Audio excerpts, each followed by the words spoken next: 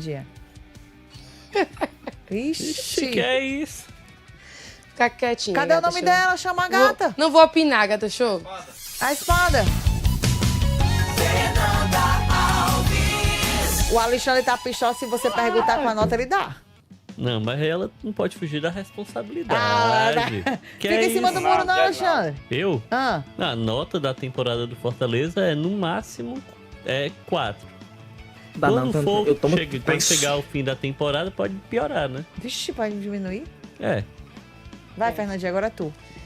Gata Show, boa tarde pra você, pro Dani, Alexandre Mota e todo mundo que acompanha aqui o Jogada Primeiro Tempo. A situação do Tricolor, de fato, não está fácil. E aí vai enfrentar o Flamengo, equipe que está atualmente vice-líder da competição, tem 61 pontos igual ao Palmeiras e quer conquistar essa liderança. E aí, pra gente recordar como é que foi a última vez desse encontro, a gente traz a escalação daquela partida, equipe que foi treinada por Juan Pablo Vojvoda, o jogo que aconteceu no dia 1º de junho e o Fortaleza foi goleado pelo Flamengo pelo placar de 5-0. Na época, Vojvoda escalou com João Ricardo no gol, na lateral direita Tinga, os zagueiros Kusevich e Gustavo Mancha, que ainda era do Fortaleza, e do lado esquerdo Mancuso improvisado. No meio de campo, Zé Wellison, que inclusive foi muito questionado essa situação. O Zé tinha uma negociação avançada com o Vitória. Com esse jogo ele fez 7 partidas em uma equipe da Série A e por isso que a negociação não avançou. E tem também no meio de campo junto dele Martínez, Pochettino, Luca Prior e no ataque Daverson e Marinho na formação 4-4-2. E aí desse grupo, a gente já não tem mais o Gustavo Mancha, que já deixou o Fortaleza. O Zé Wellison e o Martínez foram afastados por um período, retornaram às atividades, mas ainda não foram escalados por Martim Palermo. Priol segue escanteado, Pochettino teve a oportunidade de ser titular no jogo passado. Daverson e Marinho. O Marinho que foi deixado mais de lado pelo Palermo e o Daverson que quando estava com o Renato Paiva foi afastado assim como Martínez e Zé Wellison, mas já voltou e teve a oportunidade de entrar em campo com o treinador argentino. Gata Show. Aí eu pergunto pra vocês, Dona Fernanda, Alexandre Mota, Daniel Farias e amigos que nos acompanham. O que é que mudou? Não vou falar o que é que mudou de lá pra cá, que foi só peia. Foi só peia. Eu tô falando de comportamento de equipe, de estrutura, as peças, beleza, né? João Ricardo tá machucado, o Tinga não tá mais jogando, o Kusevich não vai jogar, né? O Barbosa, o Mancha já saiu, né? O Mancuso que tá bem. Eu tô falando da estrutura de time, assim. O que é que a gente pode ter uma perspectiva melhor de um Flamengo tão embalado, doutor Daniel Farias? Denise, é até difícil a gente imaginar, porque a gente tinha a expectativa, e o torcedor do Fortaleza principalmente, de que o segundo turno fosse bem diferente do primeiro, principalmente em relação a como o Fortaleza se comportava nas partidas e os resultados, principalmente. Mas o que a gente vê, Denise, é um Fortaleza que não mudou. Não mudou. A situação do Fortaleza continua tão desesperadora quanto era nesse 5-0 pro Flamengo. Assim, é um jogo muito difícil. E eu sei que tem muitos torcedores do Fortaleza que estão com medo dessa goleada se repetir. De o Fortaleza ser goleado, mesmo que jogue em casa. Porque o momento não é bom. As contratações que chegaram... E aí eu faço um parênteses importante aqui. É que eu acho que quando você perde por 5-0 um jogo contra o Flamengo, quando você vive uma fase ruim como o Fortaleza vivia, nesse primeiro turno, Denise, o que é que sempre se almejava? O que é que sempre se vislumbrava à frente? A janela de transferências. O time do Fortaleza é ruim. E nesse recorte aí dessa escalação, muitos jogadores abaixo, né? Fernandinho citou aí. A dupla de volantes do Fortaleza nessa partida foi Martínez e Zé Wellison, 2 jogadores que estavam muito em baixa e que por isso mesmo foram afastados, depois reintegrados e continuam sem ser aproveitados porque não estão vivendo um bom momento, não vivem uma boa temporada. O ataque do Fortaleza nessa partida é um ataque que vive uma temporada muito abaixo. Marinho e Daverson. Então, o que acontecia, Denise?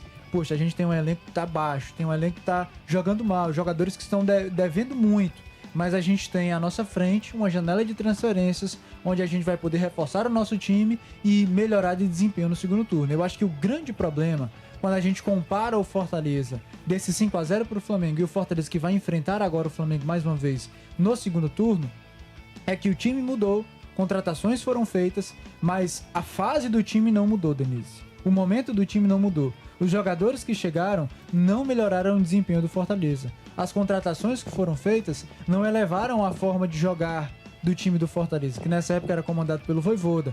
Fortaleza já passou por 2 técnicos diferentes depois desse jogo, mas a situação não mudou.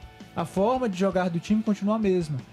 A situação do time na tabela continua a mesma. Eu acho que essa é a grande reflexão que a gente faz quando a gente olha para esse passado.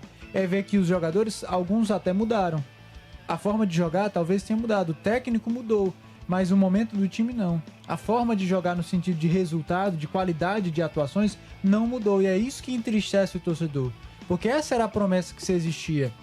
Eu lembro muito, Denise, que nesse momento de turbulência do Fortaleza, a crise ali dos resultados na Série A, a reta final do trabalho do Vojvoda, foi justamente no momento em que o Papelim chega, fala das laranjas podres, fala que o trabalho dele seria tirar quem não tá querendo jogar, quem tá marcando com o olho, palavras do próprio Papelim, e reformular esse elenco, trazer novos jogadores, fazer mudanças.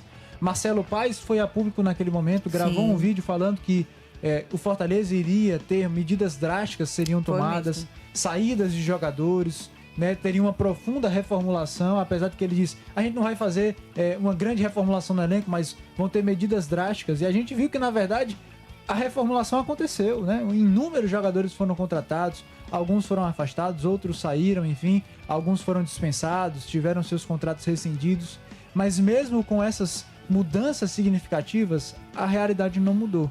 As contratações foram mal feitas, as mudanças de treinador a gente já viu, não foram adequadas no sentido de entendeu-se que ali era o fim de ciclo do Vojvoda, mas quem veio muito mal, que foi o Renato Paiva, veio com o aval de trazer muitos reforços indicados por ele, que depois ele foi demitido, chegou um outro treinador que não aproveita esses jogadores, Pablo Roberto, Kaique e outros que foram contratados, enfim.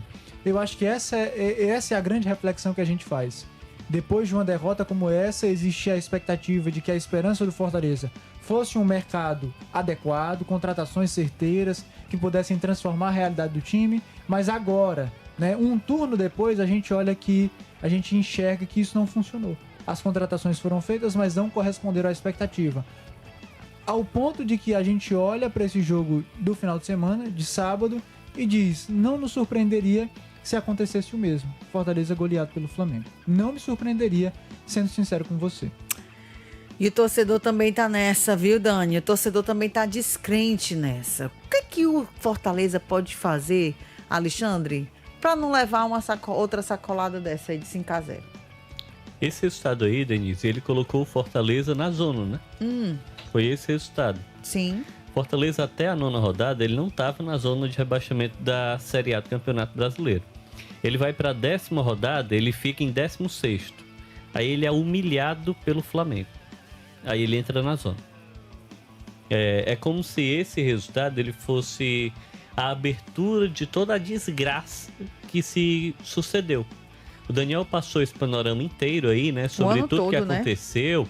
E é curioso, se a gente brincar do jogo de 7 erros, a gente perde. Porque foram mais.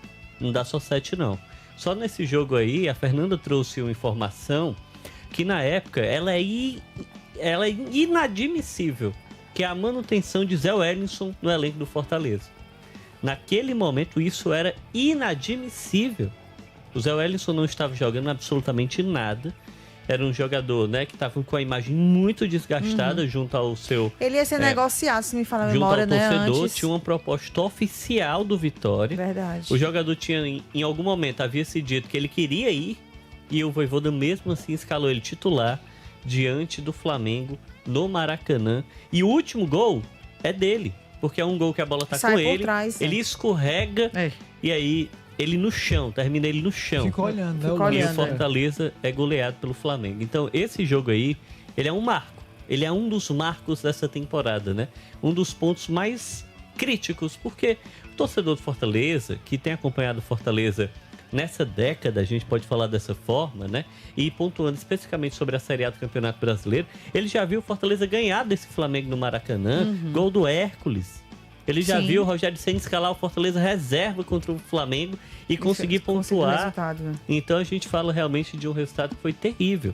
Aí você vem e me pergunta, o que é que mudou para o Fortaleza? O cenário se agravou para o Flamengo? Na verdade, o Flamengo melhorou, o Fortaleza não melhorou, o Fortaleza piorou. Se na 10ª rodada ele estava em 16º, depois dele ser goleado, ele foi para a zona, o Flamengo segue empatado em número de pontos com o líder, com o sonho de ser campeão. O que pode existir, Denise, para evitar uma desgraça dessas, né? Um placar tão horrível como esse? Nesse jogo específico, Denise, eu acho que cabe ao Palermo tentar se defender. Eu sei que muita gente fala sobre precisar vencer. Mudança de não só de postura, mas eu falo mudança de formação. Denise, o esquema com os 3 atacantes é meio cansado. 3 zagueiros, você acha? Pode ser 3 zagueiros. Na verdade, eu preencheria demais o meio campo. Colocaria um monte de gente no meio campo. E deixaria uma dupla de ataque, Moisés e o Breno. E é isso. Tenta jogar no contra-ataque, tenta entender que é isso que você pode fazer. E aí tenta sustentar o jogo ali. Porque se você for pra cima do Flamengo, Denise... Você vai levar outra sacola. No atual contexto do futebol brasileiro, todos os times sofrem. O Palmeiras sofreu. O Palmeiras estava pressionando, todo mundo lá em cima, tentando ali realmente marcar o gol no time do Flamengo. Uma bola lançada, o Pedro faz o pivô e encontra o Arrascaeta. Assim, é um tipo de jogo que não tem no futebol brasileiro. Tecnicamente é muito superior. Se o Flamengo utilizar o que ele tem de melhor, é muito difícil acreditar em qualquer coisa. Aí hoje a gente vai ter um jogo que é chave pro Fortaleza, mas Fortaleza não joga, que é Flamengo e Racing. Hoje o Flamengo joga pela Libertadores, 9h30 da noite. Mas essa é a história de time reserva. Eu entendo. Eu também acho que o time B, o time C, os reservas, eles são qualificados da mesma forma. Mas é diferente, Denise. Você tem Arrascaeta e Pedro e você tem outros jogadores. Esses 2 jogadores específicos, eles ganham o jogo, eles ganham o campeonato. Eles estão em uma rotação diferente. Então, o que cabe ao Fortaleza é tentar esperar um Flamengo modificado, né? E fazer com que o Fortaleza faça o jogo que ele não tem conseguido fazer até aqui. Que é ter solidez defensiva, tentar não sofrer gols bobos, como ele sofreu diante de Vasco e Cruzeiro, que foram gols meio feios, né?